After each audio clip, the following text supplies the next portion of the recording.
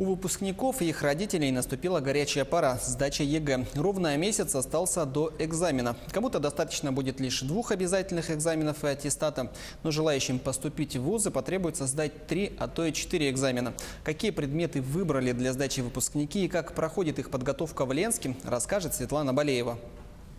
Почти все ребята уже определились с будущей профессией и выбрали предметы, которые будут сдавать в мае и июне.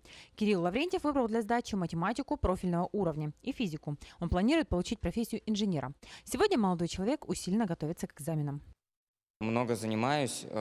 Например, по профильной математике у нас в первой школе проходят курсы. Также в школе мы решаем различные тренировочные работы. Есть у нас в школе определенные дни, где проводятся консультации по профильной математике. А по физике я занимаюсь сам дома.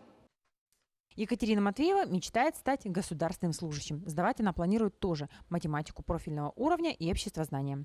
А вот Юлия Золотарева будет писать экзамен по русскому и литературе. Девушка хочет поступить на журфак. Юля признается, что подготовка занимает большую часть свободного времени. Она ходит на курсы и к репетитору. Много читает, решает тесты из интернета. Но это ничего. Главное при сдаче – набрать хорошее количество баллов.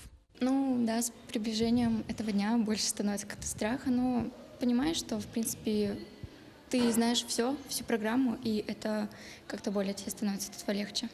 В этом году условия сдачи ЕГЭ немного изменятся. Экзаменационные материалы, включая бланки и задания ЕГЭ, печататься будут в аудитории. На сдачу практически каждого предмета выделено от 3 до 4 часов.